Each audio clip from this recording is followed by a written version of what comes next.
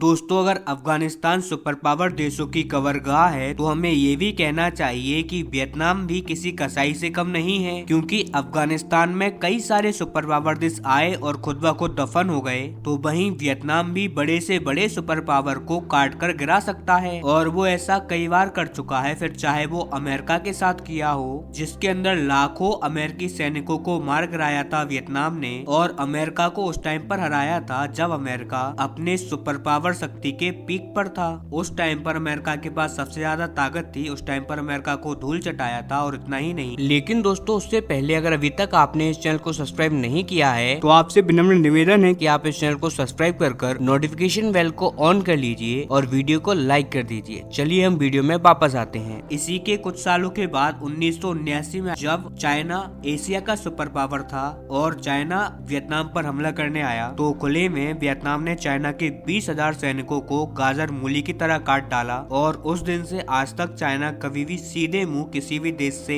लड़ने की हिम्मत नहीं करता। वियतनाम ने इतनी बुरी हालत कर दी थी चाइना की। खैर दोस्तों, अब 2025 की शुरुआत होने जा रही है। इतने साल बीत चुके हैं और दोनों देशों में कम्युनिस्ट सरकारें भी हैं, लेकिन इसके बाद भी दोनों देश एक दूसरे को फूटी आंख नहीं सुहाते। मैं बोल रहा हूँ चाइना और वियतनाम के बारे में। आज भी दोनों देश एक दूसरे को सबसे ज्यादा कट्टर दुश्मन मानते हैं। आप पिछले 4-5 सालों का रिकॉर्ड उठाकर देख लो, दोनों देशों की नौसेनाएं आपस में टकराती हैं। दोनों देशों के कोस्ट गार्ड दक्षिणी चीन सागर को लेकर आपस में लड़ते आए हैं। कई सारे ऐसे द्वीप समूह हैं जिनको लेकर दोनों देशों में आपस में ही लड़ाई चल रही है। दोनों देश दावा करते हैं। और तो और दोस्तों, आप भारत और चाइना के बीच में तो टकराव की बात सुनते ही होंगे, लेकिन आप ये जानकर अपना माथा पकड़ लोगे कि ठीक ऐसा ही टकराव चाइना वियतनाम की सेना के साथ भी करने की कोशिश करता है। वियतनाम अपनी जो चीन के साथ बॉर्डर लगती है उसे एकदम सील कर चुका है, लेकिन तब भी जो वहाँ पर फेंसिंग की गई है चाइना उसे उखाड़ने की कोशिश करता है और वियतनाम के साथ टक्कर लेने की यहाँ पर कोशिश करता है। कुल मिलाकर देखा जाए तो दोनों एक दूसरे के यहाँ पर कट्टर दुश्मन हैं और दोनों कट्टर दुश्मनों के बीच में भविष्य में यहाँ पर युद्ध होने की भी संभावनाएं हो सकती हैं, खास करके दक्षिणी चीन सागर को लेकर। और यही वो कारण है कि वियतनाम कम्युनिस्ट कंट्री होने के बावजूद चीन के जितने भी दुश्मन देश हैं, फिर चाहे वो भारत हो या अमेरिका हो या फिर कोई भी यूरोपियन देश हो, सबके साथ अपने संबंधों को सुधार रहा है। यहाँ पर भी खासकर भारत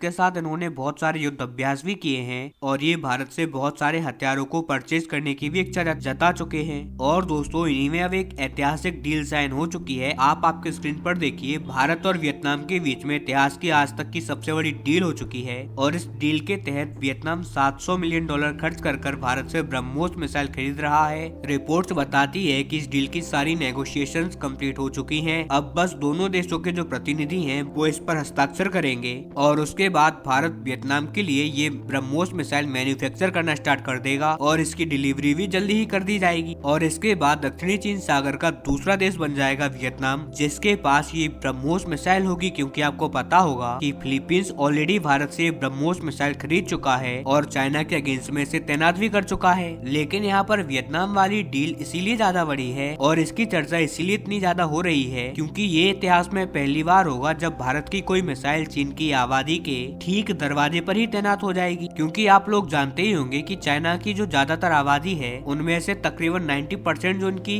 जनता है वो भारतीय बॉर्डर पर नहीं वो रहती है भारत के एकदम विपरीत जो इनका समुद्री इलाका है, यानी कि ईस्टर्न चाइना में। आप स्क्रीन पर देखिए, चाइना की जो पॉपुलेशन डेंसिटी है ये भारत से काफी दूर रहती है वियतनाम वाली साइड में। और जब वियतनाम के पास ब्रह्मोस आ जाएगा तो वो चाइना के बॉर्डर पर इसको तैनात करेगा, जिसके बाद भारत की ब्रह्मोस सीधा चाइना के लिए चिंता की बात हो जाएगी। और यही कारण है कि ये डील इतनी ज्यादा चर्चाओं में है और इसे भारत का एक डिप्लोमेटिक मास्टर क्लास भी कहा जा रहा है। क्योंकि आप एक तरफ देखिए कि भारत चाइना के साथ बड़ी बड़ी बैठकें कर रहा है, हमारे एनएसए चाइना में जाते हैं, वहाँ पर बॉर्डर विवाद सुलझाते हैं, तो वहीं दूसरी तरफ हम चाइना के दुश्मनों को ब्रह्मोस जैसी मिसाइलों को देकर मजबूत कर रहे हैं। वियतनाम जैसे देश जो कि हिस्टोरिकली फाइटर देश माने जाते हैं, यानी कि लड़ाकू देश, बस उनके पास हथियारों की कमी है, ज्यादा हथियार नहीं है। और ऐसे में हम उन्हें वर्ल्ड की सबसे बेहतरीन मिसाइल देकर उनकी ताकत बढ़ा रहे हैं और चाइना का सरदर्द बढ़ा रहे हैं। और यही कारण है कि इस डील को भारत की एक डिप्लोमेटिक मास्टर क्लास कहा जा रहा है। हालांकि इस डील पर आपका क्या मानना है, कमेंट कर इसका आंसर जरूर दें।